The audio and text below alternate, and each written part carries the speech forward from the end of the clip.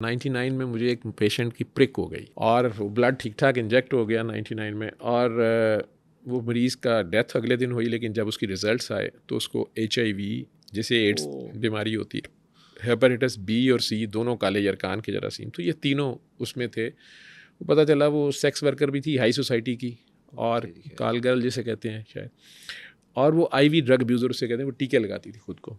अच्छा, उसमें उसको वो जरासीम कहीं चले गए हुए थे। अब ये मेरे जिस्म में थे और 6 माह के बाद मेरे सारे टेस्ट पॉजिटिव थे। तब तक आप बिल्कुल ठीक चल फिर रहे थे, घूम रहे चाह थे, पी खा रहा पी था, रहे थे, काम कर रहा था, वो तो सारा कुछ ठीक था, डॉक्टर था लेकिन मैं। एकदम अब आपकी ज़िंदगी एक सूली पे लटक गई ना।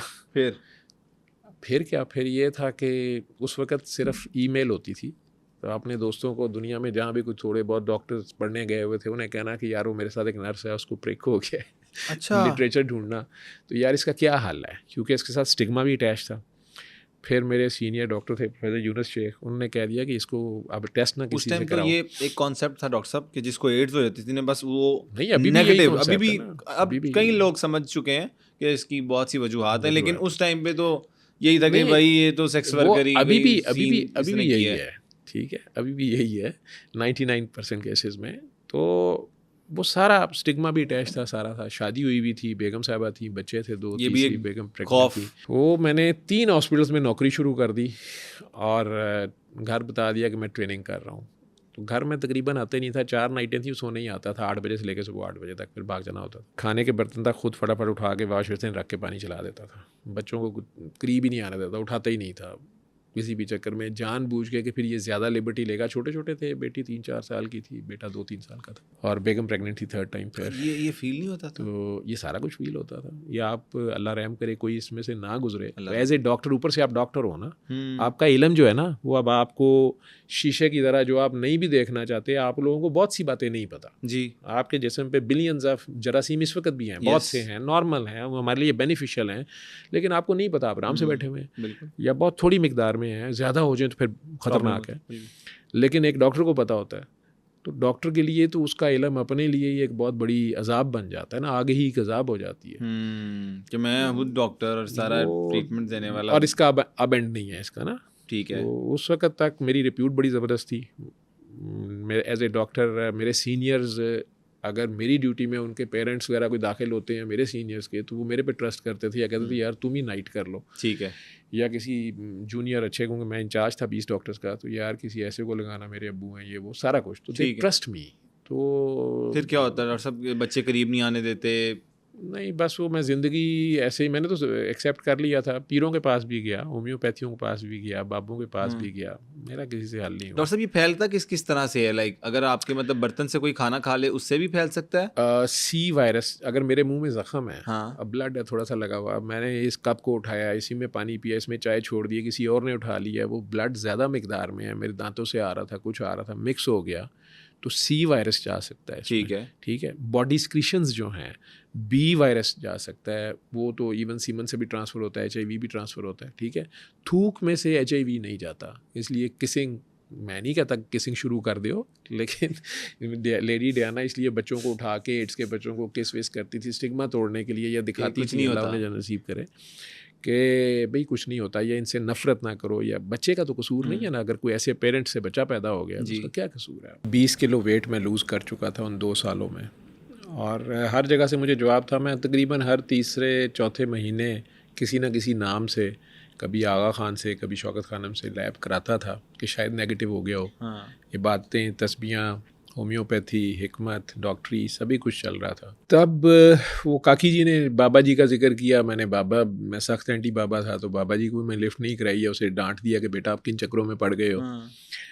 पेशेंट्स कुछ अनयूजुअल से ठीक हुए। गंदम की गोली वाला जो जहर खा लेते हैं लोग, एल्यूमिनियम फास्फाइड वाला, वो एक पेशेंट बच गया हमारे लिए। वो बहुत बड़ी एक सरप्राइजिंग थी चीज़ कि ये बाई चांस नहीं हो सकता, क्योंकि बचता ही नहीं था कोई भी, जब से हम भी डॉक्टर बने थे। लेकिन वो भी एक आध केस था। इस तरह कुछ और केसेस थे, चेंजेस थी देख लिए थे जो मेरे सामने आ रहे थे कि कुछ उसमें ड्रामेटिक से रिजल्ट्स आए हुए हैं। यस, उसमें भी हम कहते थे कि यार इसमें बाबे का क्या कमाल है, अल्लाह का कलाम है, सूरह रहमान है, चलो अच्छी बात है। और 3 बार को हम मेडिकल लैंग्वेज में कहते हैं TDS, 3 टाइम्स ए डे। तो हम वो बताना भी, मैं TDS लिखना शुरू हो गया था, सूरह Rahman TDS 3 times a day. मेरे जो बॉस थे डॉक्टर मौसम बेग मिर्ज़ा साहब, इत्तेफाक हॉस्पिटल में हेड थे, मेडिसिन के बहुत अच्छे फिजिशियन, वो भी किंग फहद के फिजिशियन रहे हुए हैं, फिर मियाँ साहिबान के बड़े पर्सनल फिजिशियन रहे हुए हैं प्राइम मिनिस्टर के। उन्होंने अपने नुस्खों में 1-2 पेशेंट्स पे लिख दिया कि इसका सी वायरस जो है वो सूरा रहमान सुनने के बाद नेगेटिव हो गया।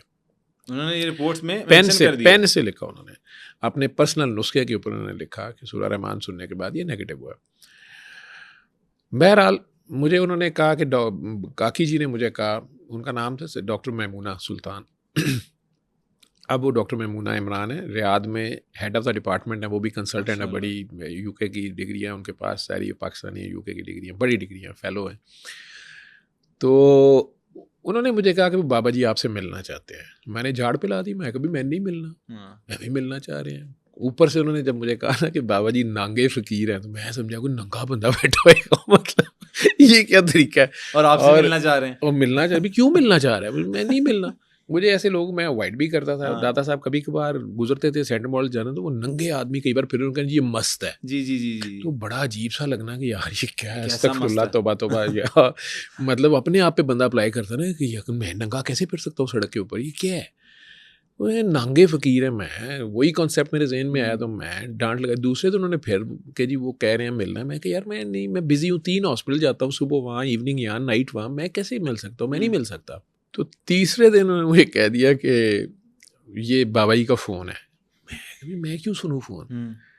उन्होंने कहा वो आप सुन रहे हैं। अब उधर आवाज़ जा रही होगी, मैंने पकड़ लिया। मैंने कहा जी हेलो, तो आगे से ऐसे आवाज़ आई जैसे किसी बंदे ने कोई पूरी बोतल शराब की पी हो या शदीद नींद में हो। हेलो, मैं कहा जी अस्सलाम वालेकुम। वालेकुम सलाम, बेटा बाबा क्या हाल है? मैं कहा जी ठीक हाल है।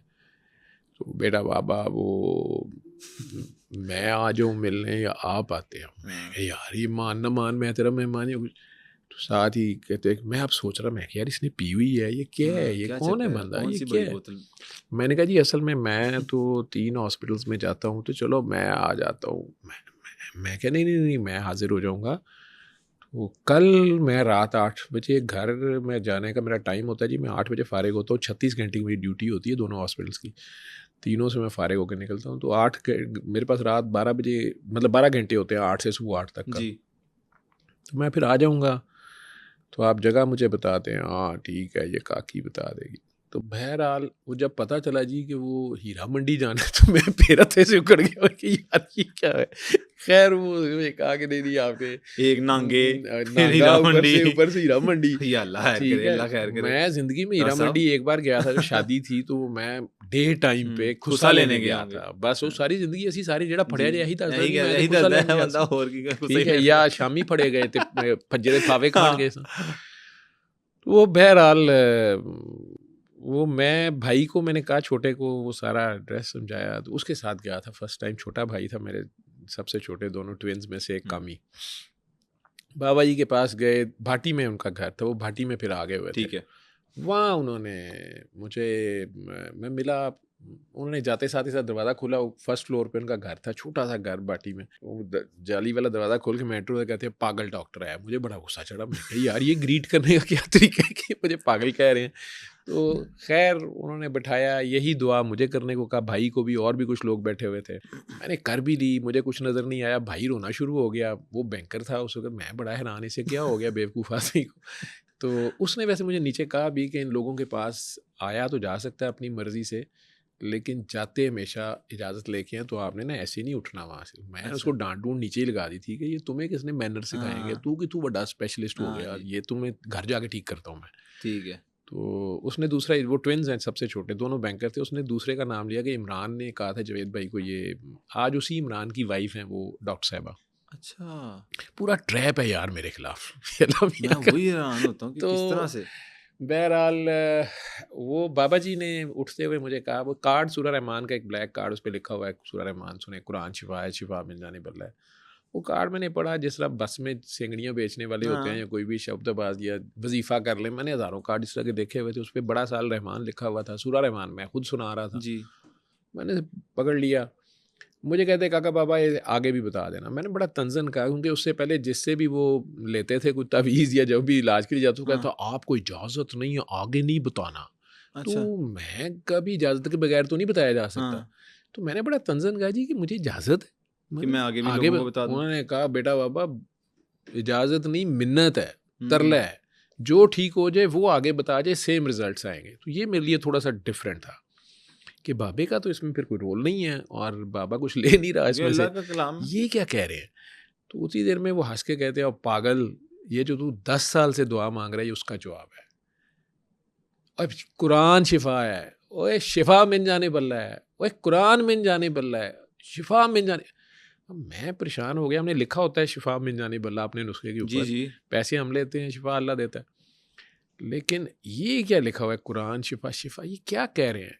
तो वो एक ऊपर से वो कही जाए कि ये 10 साल से जो तू दुआ मांग रहा था, दिस इज़ 2002 और मैं 92 से हाउस जॉब से ये दुआ मांग रहा था, ब्रेक तो मुझे 99 में हुआ। जी 10 साल मेरे वो थे और वो दुआ मेरी माँ को भी नहीं पता थी, वो सिर्फ मेरे अल्लाह को पता थी या मुझे पता थी। मैं अब उनको देख ही जाऊँ कि ये बंदा कहाँ से बोल रहा है, ये क्या बोल रहा है, और ये शिफा है। वाकई कुरान तो शिफा है, मैंने पढ़ा भी हुआ है, शिफा कुरान का हरफ शिफा है, लेकिन यही वो शिफा है जो अल्लाह ने सबके लिए नाजिल की है। जी। मतलब ये क्या है, वो बार बार रिपीट करी जाए, और यार तू 10 साल से ये दुआ मांग रहा है, उसका ये जवाब है, और एक कुरान शिफा है, शिफा में जाने बल्ला है। बहरहाल मैंने उन्हें ना कुछ शो नहीं किया कि ये वो क्या कह रहे हैं, मैं पी गया और मैं कहा अच्छा ये कोई तीर तुक्का मार रहा है या क्या कर रहा है। बहरहाल 2002 और अब आ गया 24, 22 साल से मैं भी पागलों की तरह ये बता रहा हूँ। 22 साल से 22 साल हो गए इस काम को, साल उससे पहला लगा लें 6 महीने साल, जो वो डॉक्टर साहबा के कहने पे बता रहा था, और डॉक्टर बने 32 साल हो गए। मैंने ऐसे ऐसे रिजल्ट्स देखे हैं, दुनिया की कोई ऐसी बीमारी नहीं है जिससे ना ठीक हुई हो, जो हाँ। मेरे नज़दीक मेडिकल साइंस में इम्पॉसिबल था। Mitochondrial disease, by birth disease, heart में सुराख है, बच्चे को डाउन सिंड्रोम पैदा हुआ तो जी पता चला है, माँ बाप को अल्ट्रासाउंड करके लंदन के डॉक्टर ने कहा, लंदन में कहा कि ये बच्चा अबॉर्ट करा दे, ये एबनॉर्मल है। माँ ने सूरह रहमान सुनी, माँ और बाप ने सूरह रहमान सुनी है, माँ बाप ने दिल साफ़ किया, बच्चा नॉर्मल पैदा हो गया। लंदन के अल्ट्रासाउंड वाले पिट रहे हैं कि यार ये हमें नहीं पता क्या हो गया। तो ये वो करता है जो मालिक है, बेशक। तो आप वापस उससे हुक होते हैं, ये रूह कमज़ोर हो जाती है।